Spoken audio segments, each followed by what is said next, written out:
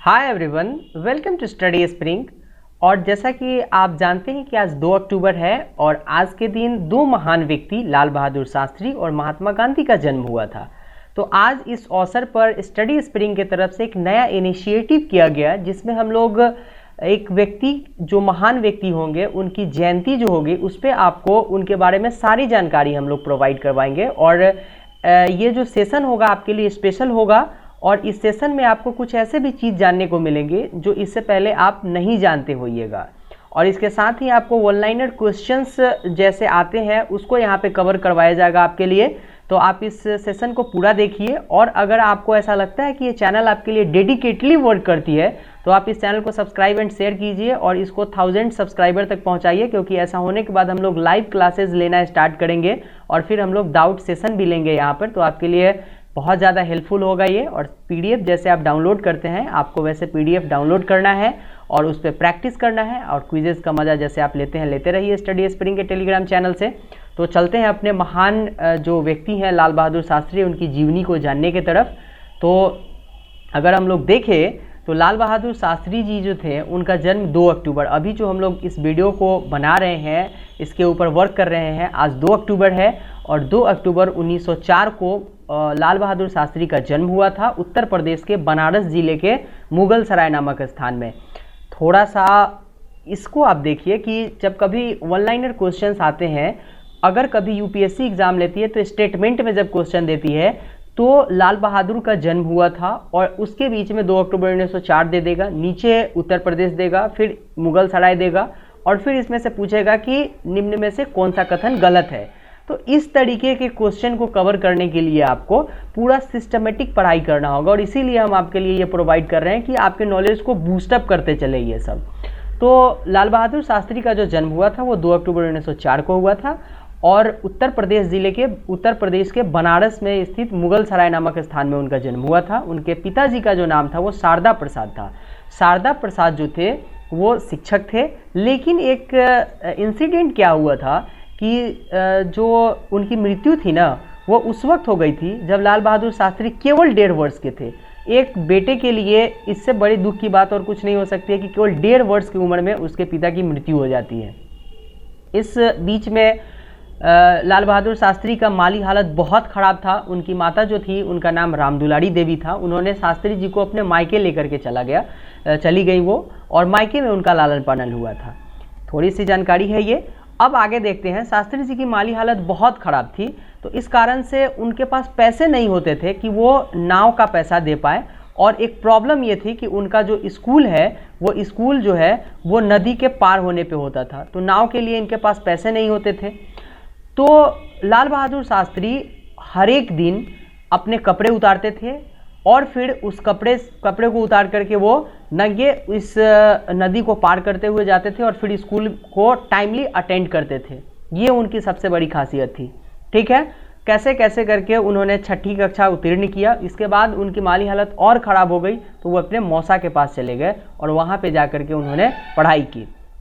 अब इसी बीच में क्या होता है कि लाल बहादुर शास्त्री को 1920 में गांधी जी से मुलाकात होती है और असहयोग आंदोलन में भाग लेने के कारण वो अपनी पढ़ाई को छोड़ देते हैं कि भाई साहब अब हम नहीं पढ़ेंगे, अब हम महात्मा गांधी के साथ राजनीति करेंगे। तो उन्होंने पढ़ाई को छोड़ दिया। लेकिन बाद में फिर महात्मा गांधी बहुत ही आप बोले तो उनको ऐसे व्यक्तित्व के लोग थे जो शिक्षा को बहुत ज़्यादा तवज्जो देते थे। तो उन्होंने फिर लाल बहादुर शास्त्री को लाल बहादुर शास्त्री को महात्मा गांधी से प्रेरणा मिली और महात्मा गांधी फिर काशी विद्यापीठ में प्रवेश ले लिए और 1925 में उन्होंने शास्त्री की उपाधि धारण की। और इस सारे सिचुएशन को देख के आपको ये चीज़ पता चलेगा कि जो हमारे लाल बहादुर शास्त्री जी थे वो उनके ऊपर महात्मा गांधी का बहुत ज़्यादा प्रभाव था और लाल बहादुर शास्त्री महात्मा गांधी को अपना आदर्श मानते थे। ठीक है, और महात्मा गांधी के जो गुरु थे उनका नाम था गोपाल कृष्ण गोखले। ठीक है, गोपाल कृष्ण गोखले ये उनका नाम था। ये जो है महात्मा गांधी के राजनीतिक गुरु थे। तो इस चीज़ को अभी मैंने आपको बताया इसलिए क्योंकि ये आपसे कभी कभी रिलेट किया जाएगा। तो इसको बिल्कुल टेंशन फ्री होकर के पढ़ाई करना है, ये आपको थोड़ा सा बूस्टअप कर रहा है आपके नॉलेज को। नेक्स्ट अगर हम लोग देखेंगे तो 1920 में असहयोग आंदोलन में भाग लेने के कारण हुआ क्या, तो लाल बहादुर शास्त्री को 2.5 वर्ष तक जेल में रहना पड़ा, बहुत कंडीशन खराब हो गई उनकी। 1930 में फिर नमक सत्याग्रह जब महात्मा गांधी ने किया था उस वक्त भी उनको जेल जाना पड़ा। तो लाल बहादुर का व्यक्तित्व, उनका जुझारूपन जो है, उनकी निष्ठा जो है वो कांग्रेस को दिखने लगी थी, क्योंकि वो कांग्रेस से ही जुड़े हुए थे। कांग्रेस को दिखने लगी, उनको क्या हुआ कि महासचिव नियुक्त कर दिया गया कांग्रेस का उत्तर प्रदेश की तरफ से। 1937 में उत्तर प्रदेश विधानसभा में वो चुन लिए गए, उन्होंने उत्तर प्रदेश की विधानसभा में उन्हें जीत प्राप्त हुई और उत्तर प्रदेश मुख्यमंत्री का संसदीय सचिव उनको नियुक्त कर दिया गया। उस वक्त के लिए बहुत डिफ़िकल्ट होता था किसी पद को संभाल पाना, वो भी जो है वो गोरे के समय में बहुत ज़्यादा उनके ऊपर यातनाएं की जाती थी, उनके ऊपर प्रेशराइज किया जाता था उनको उस समय में जब वो संसदीय सचिव थे। 1942 में भारत छोड़ो आंदोलन में भाग लिए वो फिर से एक बार, और उनको जेल जाना पड़ा लाल बहादुर शास्त्री को। अब होता क्या है कि 1951 में कांग्रेस जो है वो राष्ट्रीय महासचिव उनको बना देती है, क्योंकि उन्होंने देखा कि ये व्यक्ति जो है वो अपना एक व्यक्तित्व जो उसका निखर करके आ रहा है वो कहीं ना कहीं से पूरे देश को एक अच्छाई के राह पर लेकर के जाएगा। तो उनको कांग्रेस का महासचिव नियुक्त कर दिया गया, गवर्नमेंट बनी। होता क्या है कि नेहरू जो है, पंडित जवाहरलाल नेहरू उनको रेल मंत्री बना देते हैं, लेकिन कोई इंसिडेंट होता है एक 1956 में एक रेल में बहुत बड़ी दुर्घटना होती है, बहुत सारे लोग मारे जाते हैं, और इसकी जिम्मेवारी, आप एक व्यक्तित्व के बारे में सोचिए, जो व्यक्ति रेल मंत्री है वो ऑफिशियली आके ये बात बोलता है कि हम इस बात की जिम्मेवारी लेते हैं कि मेरे कारण या फिर हम में प्रॉब्लम होने के कारण ये रेल दुर्घटना हुई, और वो त्यागपत्र दे दिए। लेकिन क्या आज ऐसा होता है? बहुत शर्म की बात है। 1957 में इलाहाबाद से फिर संसद के लिए वो निर्वाचित होकर के गए, और नेहरू ने उनको मंत्रिमंडल में परिवहन एवं संचार मंत्री बना दिया, और 1958 में उनको उद्योग मंत्रालय की जिम्मेवारी दे दी गई, क्योंकि वो निखर कर के सामने आते थे, उनमें एक जुझारूपन था। गवर्नमेंट उन्हीं से इस तरीके के काम लेती थी जिसमें वो सक्षम थे, और जो वो नहीं कर पाते थे उसको वो और अच्छे तरीके से करने की कोशिश करते थे। ये एक अच्छे नेता का गुण होता है।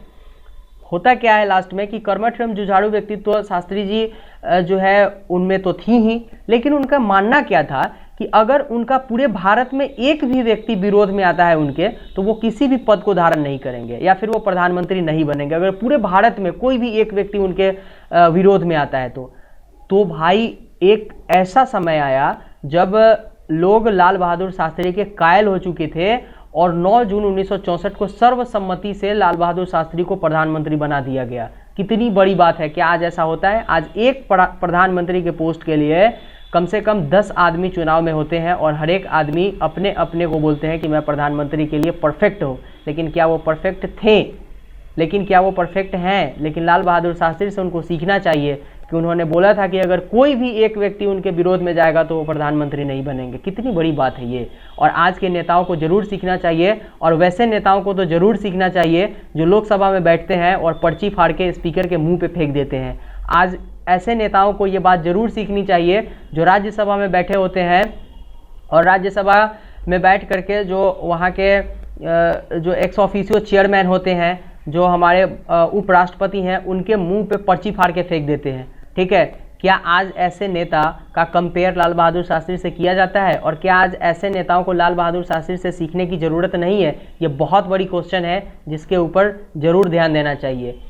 और क्या होता है कि लाल बहादुर, अब आते हैं फिर से अपने टॉपिक की तरफ, तो लाल बहादुर कठिन से कठिन परिस्थिति में साहस के साथ काम करते थे, उनमें बहुत धैर्य थी और निर्भीकता के साथ वो काम करते थे। इसका उदाहरण 1956 का भारत पाकिस्तान युद्ध हो सकता है। आप इसके सबसे अच्छे उदाहरण ले सकते हैं, और आज के नेताओं के लिए भी ये बहुत बड़े उदाहरण है।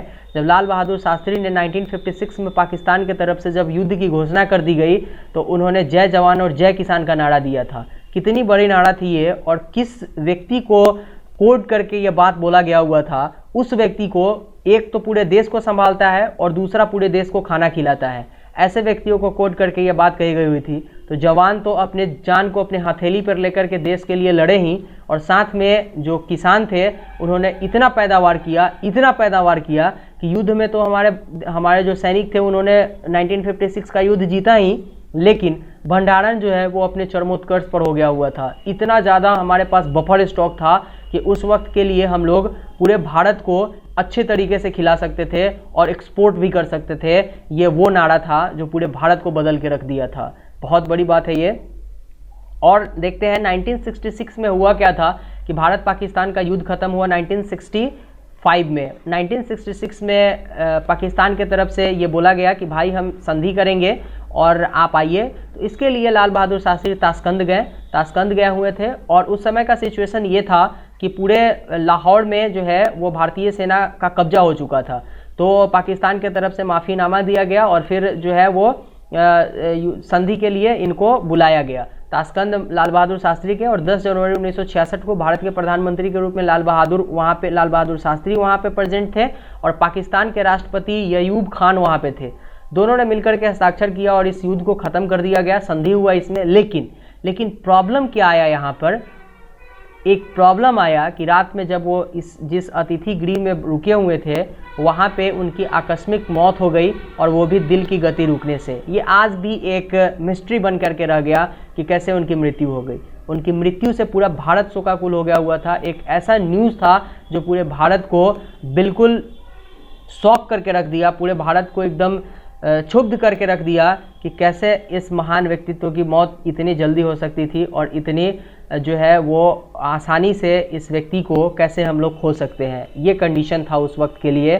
भारत के लिए एक अपूर्णीय क्षति था जिसको आज तक पूरा नहीं कर पाया गया है। और आज इस अपूर्णीय क्षति को पूरा भी कैसे किया जाएगा जब ऐसे नेता होते हैं संसद में जिसमें 40% नेताओं पर हीनियस क्राइम का आरोप लगा हुआ होता है, और ऐसे नेता होते हैं जो लोकसभा में लोकसभा अध्यक्ष और राज्यसभा में राज्यसभा के सभापति के ऊपर पर्ची फाड़ के फेंकते हैं। ऐसे नेता से इस व्यक्ति के क्षति का कैसे जो है वो कंपैरिजन किया जा सकता है कि ऐसे भी नेता होंगे जो लाल बहादुर शास्त्री के क्षति को पूरा कर सकते हैं? कभी नहीं किया जा सकता है ऐसे नेताओं के थ्रू। तो भारत के नेताओं को आज जो है वो लाल बहादुर शास्त्री से सीखनी चाहिए कि कैसे वो अपने राजनीति को इतने अग्रसर करके और पूरे भारत में अपने नाम को रोशन किया था। आज सारे नेताओं को उनसे सीखने की ज़रूरत है। आज हम लोग 2 अक्टूबर को लाल बहादुर शास्त्री की जयंती मना रहे हैं, और मैं आपसे रिक्वेस्ट करता हूं, आपसे उम्मीद करता हूं कि आप भी लाल बहादुर शास्त्री जैसे व्यक्तित्व को अपने अंदर रखिए।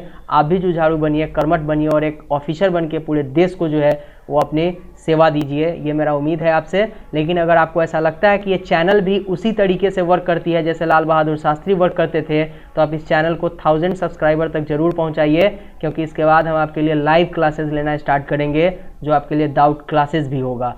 और आप PDF जैसे डाउनलोड करते हैं टेलीग्राम चैनल से, वैसे डाउनलोड करते रहें, क्विज़ का भी मजा लें। ये सारे आपके लिए हेल्पफुल होगा। आज हम लोगों ने लाल बहादुर शास्त्री के जीवनी को देखा। इसी तरीके से जो भी व्यक्ति की जीवनी जो महत्वपूर्ण तिथि के होंगे वो मैं आपको प्रोवाइड करता रहूँगा, जो आपके नॉलेज को एक एक्स्ट्रा बूस्टअप देगा। तो ये इनिशिएटिव है जो आज 2 अक्टूबर से स्टार्ट किया गया है आपके लिए। तो आप बने रहिए इस चैनल के साथ और जितना हो सके शेयर कीजिए, क्योंकि इस चैनल को आज आपके सपोर्ट की ज़रूरत है। हमें 1000 सब्सक्राइबर तक पहुंचना है आपके थ्रू। मिलते हैं नेक्स्ट वीडियो में। Thank you and good bye.